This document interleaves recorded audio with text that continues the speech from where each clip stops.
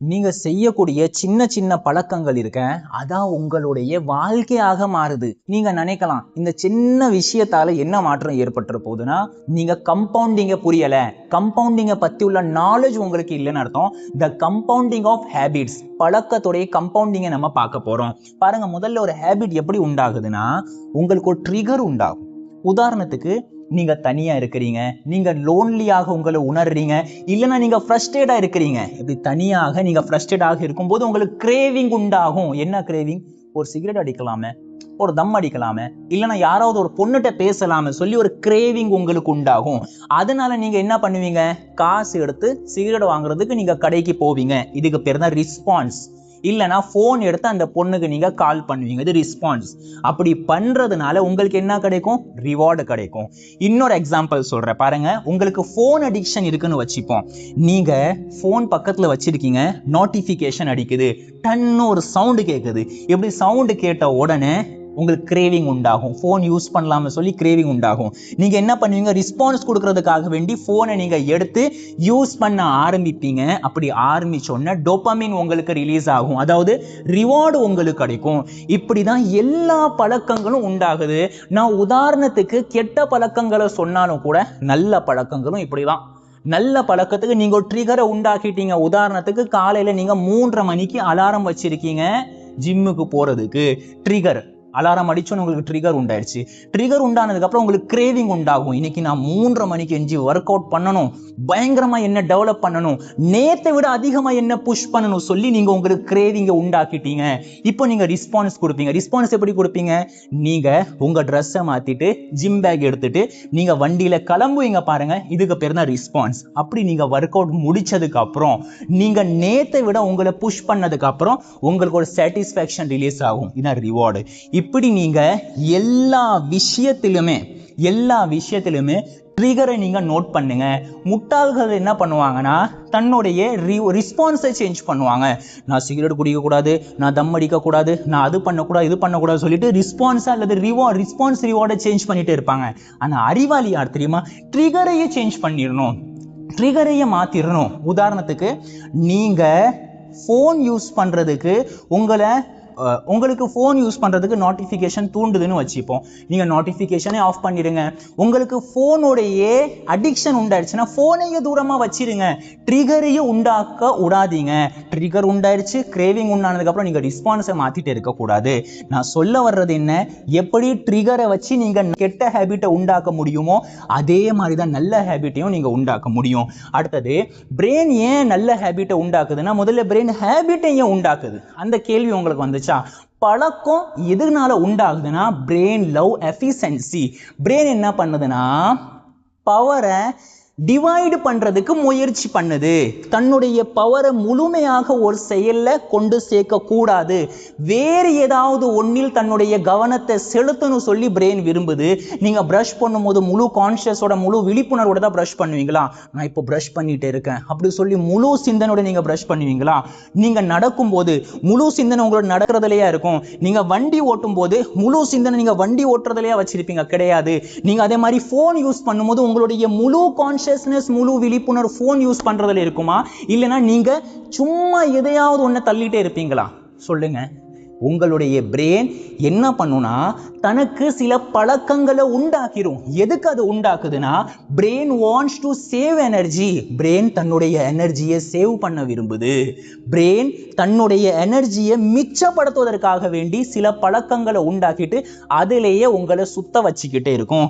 நீங்க எப்படி இந்த பழக்கங்கள் உங்களுக்கு உண்டானுச்சோ அதே மாதிரி தான் நீங்க நல்ல பழக்கங்களை உண்டாக்கிட்டீங்கன்னா, பிரஷ் பண்ற மாதிரி உங்களுக்கு நீங்க படிக்கிற பழக்கத்தை உண்டாக்கிட்டீங்கன்னா, சேவிங் பண்ற பழக்கத்தை நீங்க உண்டாக்கிட்டீங்கன்னா, சந்தோஷமாக இருக்கிற பழக்கத்தை நீங்க உண்டாக்கிட்டீங்கன்னா, பாசிட்டிவாக பேசுற பழக்கத்தை நீங்க உண்டாக்கிட்டீங்கன்னா, கொஞ்ச நாள்லயே நீங்க பாப்பீங்க பிரெயின் எல்லா இடத்துலயுமே உங்களை பாசிட்டிவாக வச்சிருக்கும். எல்லா இடத்துலயுமே உங்களை ஏதாவது ஒரு விஷயத்தை கத்துக்கிட்டே இருக்கணும் சொல்லி புஷ் பண்ணிக்கிட்டே இருக்கும். அது உங்களுடைய பழக்கமாக மாறிடும். நான் சொல்ல வர்றது என்ன, பிரெயின் ஆட்டோமேஷனை விரும்புது. ஏன்? எனர்ஜியை மிச்சப்படுத்துறதுக்கு. அதே பிரெயினுக்கு நீங்க நல்ல விஷயத்தை பழக்கமாக்கிட்டீங்கன்னா, நல்ல விஷயத்தை நீங்க பழக்கமாக்கிட்டீங்கன்னா நீங்க வாழ்க்கையில முன்னேற்றத்தை அடைவீங்க. நோ குட் ஆர் பேட், பிரெயினுக்கு நல்லதும் கிடையாது கெட்டதும் கிடையாது. பிரெயினுக்கு வெறும் பழக்கத்தை உண்டாக்க மட்டும்தான் தெரியும், தன்னுடைய எனர்ஜியை மிச்சப்படுத்த மட்டும்தான் தெரியும். ஆனா நீங்க இப்போ ஒரு கேள்வி கேட்கலாம், சரி நம்ம நல்ல பழக்கத்தை உண்டாக்கலாம், நல்ல பழக்கம் தான் தலைவலியா இருக்க, நல்ல பழக்கம் தான் கஷ்டமா இருக்க, கெட்ட பழக்கம்னா ஈஸியா இருக்கு. போன் யூஸ் பண்றது ரொம்ப ஈஸி, ஆனா கொஞ்ச நேரம் படிக்கிறது ரொம்ப கஷ்டம். ஊர் சுத்துறது ரொம்ப ஈஸியா இருக்கு, ஆனா என்னுடைய எக்ஸாமுக்காக வேண்டி படிக்கிறது எனக்கு கஷ்டமா இருக்கு. ஒர்க் அவுட் பண்றது கஷ்டமா இருக்கு, ஆனா நாள் ஃபுல்லா தூங்குறது ஈஸியா இருக்கு. இப்போ எப்படி நான் கஷ்டமா இருக்கிறத என்னுடைய பழக்கமாக மாத்துறது சொல்லி உங்களுக்கு ஒரு கேள்வி வந்துச்சுன்னா பாருங்க, குட் ஹேபிட் இருக்க ஃபீல்ஸ் ஹார்டர் அட் ஃபர்ஸ்ட். ஆரம்பத்துல கஷ்டமா தாங்க இருக்கும், ஆரம்பத்துல எல்லா நல்ல பழக்கங்களும் கஷ்டமா தான் இருக்கும். ஆனா பேட் ஹேபிட்ஸ் இருக்க ரிவார்டு நவ் பெயின் லேட்டர். இப்போ உங்களுக்கு ரிவார்டு கொடுத்துரும், இப்போ உங்களுக்கு சந்தோஷத்தை கொடுத்துரும், இப்போ உங்களுக்கு டோபமைனை கொடுத்துரும். அதனால நீங்க நல்லா ஃபீல் பண்ணுவீங்க. ஆனா உண்மை என்ன தெரியுமா, இந்த குட் ஹேபிட் இருக்க உங்களுக்கு இப்போ உங்களுக்கு ஒரு ஹார்டாக ஃபீல் ஆக தெரியுமா, இது எதுக்கான சைன்னா பிரெயின் தனக்கு புது ஒரு பழக்கத்தை உண்டாக்க முயற்சி பண்ணிட்டே இருக்கு. அந்த பழக்கம் பிரெயினுக்கு உண்டாகல, இப்போதான் பிரெயின் அந்த ப்ராசஸ்ல இறங்கி இருக்கு. அதுக்கான சைனாக தான் இது இருக்கு. உங்களுக்கு டிஃபிகல்ட்டி உண்டாகுது, உங்களுக்கு ஒரு சிரமமாக நீங்க உணர்றீங்க. ஆனா தொடர்ந்து நீங்க அதை செஞ்சுக்கிட்டே இருந்தீங்கன்னா எப்படி உங்களுக்கு கெட்ட விஷயம் பழக்கமாயிருச்சோ அதே மாதிரிதான் நல்லது உங்களுக்கு பழக்கமாயிரும். சில பேர் இருப்பாங்க, என்ன பேசினாலும் நெகட்டிவா தான் சொல்லுவாங்க, என்ன பண்ணாலும் நெகட்டிவா தான் அதில் பேசுவாங்க. யாரை பார்த்தாலும் அவங்கள்ட்ட இருக்கிற குறையை தான் ஆராய்வாங்க. நீங்க நல்லா பார்த்தீங்கன்னா அவங்களுடைய இந்த ஹேபிட் இருக்க இப்போல இருந்து கிடையாது, சின்ன வயசுல இருந்து உண்டாயிருச்சு. சின்ன வயசுல இருந்து எப்படி உண்டாச்சு, அவங்கள சுத்தி இருக்கிறவங்களை இவங்க பார்த்து அப்படியே அந்த பழக்கத்தை அடாப்ட் பண்ணிட்டாங்க. இப்போ என்ன ஆகுதுன்னா குறை சொல்லும் போது அவங்களுக்கு ரிவார்டு கிடைக்குது, ஆனா அப்புறமா அவங்களுக்கு வருத்தம் இருக்கதான் செய்யும். அதே நீங்க நேர் ஆப்போசிட்டா பண்ணீங்கன்னா மற்றவங்களை பத்தி நல்லது பேசுங்க, மற்றவங்களை பத்தி புறம் பேசாதீங்க, மற்றவங்கள்ட்ட பொய் சொல்லாதீங்க. இது உங்களுக்கு ஆரம்பத்துல கஷ்டமா தான் இருக்கும், ஆனா போக போக போக இதுவே உங்களுடைய ஹேபிட்டாக மாறிடும். அடுத்தது இந்த ஹேபிட்டா மாறுறது இருக்க, நீங்க ஒரு செயலை செய்றீங்களே, இதை ஒரு செயலா மட்டும் பார்க்காதீங்க, இது உங்களுடைய ஐடென்டிட்டியாக மாறும். ஐடென்டிட்டி கம்பவுண்ட்ஸ், உங்களுடைய ஐடென்டிட்டி இருக்க அது கம்பவுண்ட்ஸ் ஆகுது. உதாரணத்துக்கு நீங்க ஒர்க் அவுட் பண்றீங்களா, நீங்க உங்களுடைய பிரெயினுக்கு சிக்னல் கொடுக்குறீங்க, நான் ஹெல்த் கான்ஷியஸா இருக்கேன். நீங்க சுகரை அவாய்ட் பண்றீங்களா, நான் என்னுடைய ஒழுக்கத்துல கரெக்டா இருக்க சொல்லி நீங்க பிரெயினுக்கு சிக்னல் கொடுக்குறீங்க. நீங்க புக் படிச்சுட்டே இருக்கீங்களா, நான் ஒரு லர்னரா இருக்க சொல்லி நீங்க பிரெயினுக்கு சிக்னல் கொடுக்குறீங்க. இப்படி சின்ன சின்னதா இந்த சிக்னல்ஸ் எல்லாம் சேர்ந்து ஒரு கட்டத்துல என்ன ஆகும்னா பிரெயின் தன்னை இதுதான் என்று உறுதி செய்ய ஆரம்பிச்சிடும். நான் ஒரு லர்னர், நான் ஒரு டிசிப்ளின் ஆனவன், நான் ஒரு உழைக்கக்கூடியவன், நான் என் வாழ்க்கையில கரெக்டா இருக்கேன், நான் ஹெல்த் கான்ஷியஸா இருக்க சொல்லிட்டு அந்த சின்ன சின்ன செயல்களையே தன்னுடைய ஐடென்டிட்டியாக பிரெயின் மாத்திரும். இங்க பாருங்களேன், every action is an ode. நீங்க செய்யக்கூடிய எல்லா ஆக்ஷனுமே ஒரு ஓட்டுங்க. அது நீங்க ஒரு கெட்டது செய்றீங்களா, பிரெயின் நினைக்க ஆரம்பிச்சிடும், ஆமா நான் கெட்டவன்.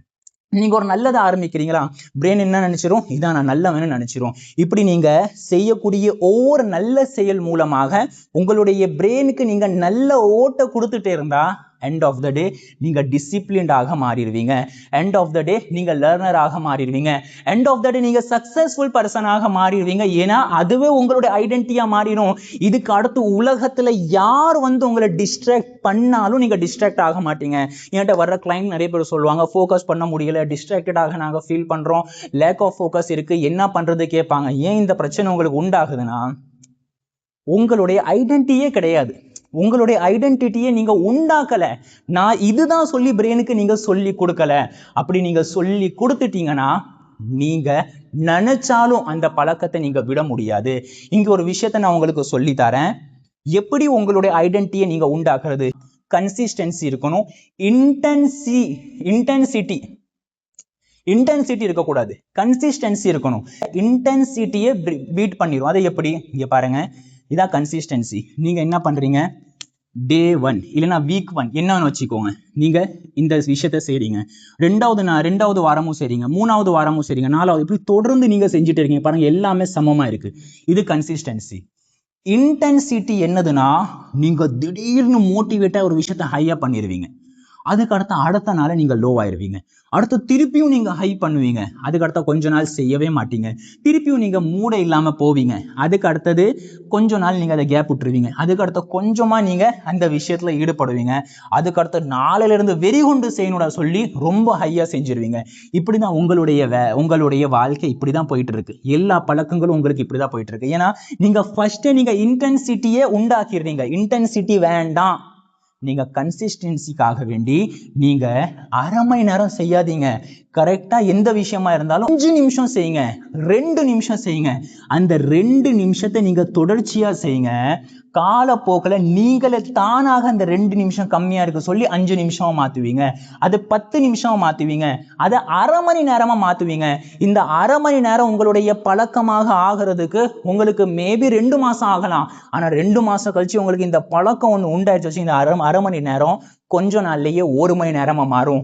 அதுக்கு அடுத்து கொஞ்ச நாள் கழிச்சு அந்த 1 மணி நேரம் உங்களுடைய வாழ்க்கை ஃபுல்லா இருக்க ஆரம்பிச்சிரும்.